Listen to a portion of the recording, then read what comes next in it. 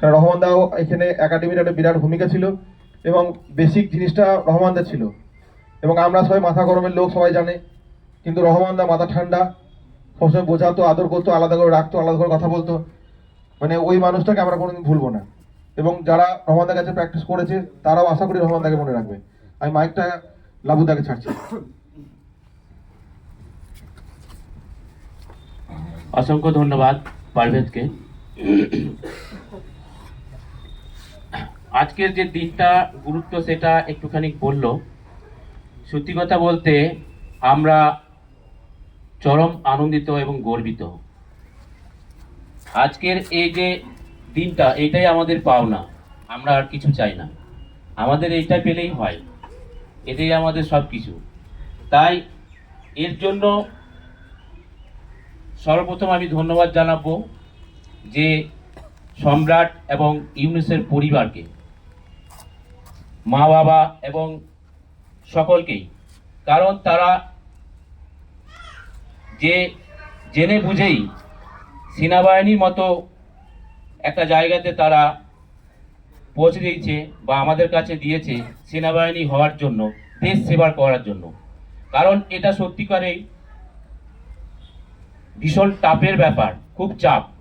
দেশ সেবা সহজ কথা নয়, সহজ কাজ নয়। তাই এই যে আত্মত্যাগ, তাই আমি পরিবারের সকলকে ভীষণভাবে আমি শ্রদ্ধা জানাই, শুভেচ্ছা জানাই।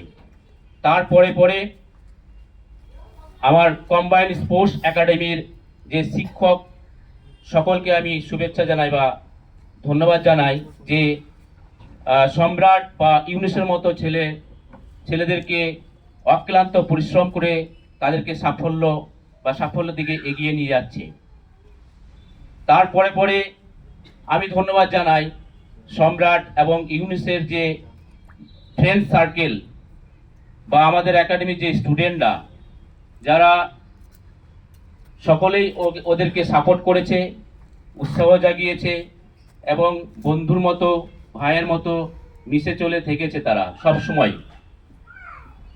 তারপর আমি ধন্যবাদ জানাই আমাদের দুই হিরো সম্রাট এবং ইউনুসকে, যারা আজকে একটু আগে শুনলেন যে এরা দীর্ঘদিন ধরে লড়াই করে আজকে এই জায়গায় পৌঁছিয়েছে। 2017 সাল মানে 8 বছর 7 বছর 8 বছর হয়ে গেল।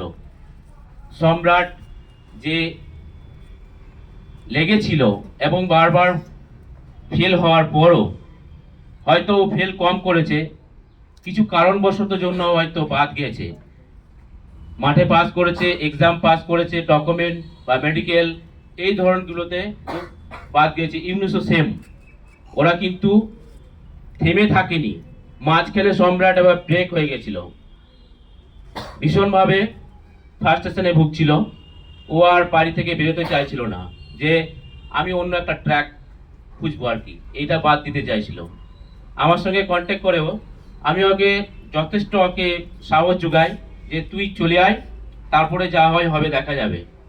তুই অন্য কিছু করবি, আর্মি না হোক গিয়ে অন্য কিছু করবি, যেটা সুযোগ আছে সেটাই করবি।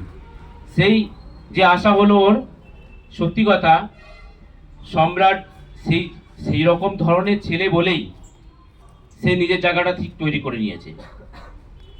তো এদেরকে সত্যি কথা অসংখ্য ধন্যবাদ জানাই। এদেরকে যে ধন্যবাদ দিয়ে শেষ করা যাবে, সত্যি কথা এরা যে এতটা জেদি বা পরিশ্রমী বা এবং বিশ্বাসী, যারা মানে যাদের টার্গেটকে যারা সেট আপ করে এগিয়ে চলে, তাদের মধ্যে যে এই জিনিসগুলো থাকা খুবই প্রয়োজন, সেটা ওরা প্রমাণ করে দেখিয়েছে। ইউনুসের কথা বলি। ইউনুস বাড়িতে ও ভীষণ খারাপ, আমি আজকে ওর সামনেই বলে দিচ্ছি, ও বাড়িতে ভীষণ খারাপ, মায়ের কাছে বাবার কাছে ভীষণ খারাপ ছেলে, কিন্তু আমাদের কাছে সত্যি কথা খুব ভালো ছেলে।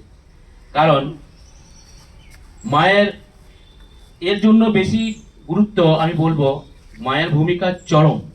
মা যখন ভর্তি করে তখন আমাকে যে কোয়ারি করেছিল, এরকম কোয়ারি খুব কম করে গার্জেনরা। আর সত্যি কথা এটা দরকার, একটা ছেলের ভবিষ্যৎ, একটা ছেলেকে যে কোন জায়গায় দিচ্ছি বা সে কোন রাস্তায় যাবে, তার জন্য সঠিক খোঁজ খবর নেওয়া, সঠিক পরিকাঠামো আছে কি না, শিক্ষামূলক জিনিস, ডিসিপ্লিন জিনিস আছে কি না, সেই সব খবর নিয়ে অবশ্যই দরকার। সেই সমস্ত জিনিস আমাদের কম্বাইন্ড স্পোর্টস একাডেমিতে সম্পূর্ণরূপে আমরা তৈরি করতে পেরেছি, তাই আমরা আজকে গর্বিত। তাই ইউনুস আজকে সাকসেস হয়েছে। চরম ডেসপারেট ছিল ও বাড়িতে যখন ছিল, কিন্তু এইখানে আমরা কিন্তু সে ধরনের ডেসপারেট দেখিনি। খুব ভালোভাবে ছিল বা খুব সুন্দরভাবে আমাদেরকে মেনে চলতো সম্রাট ইউনুস।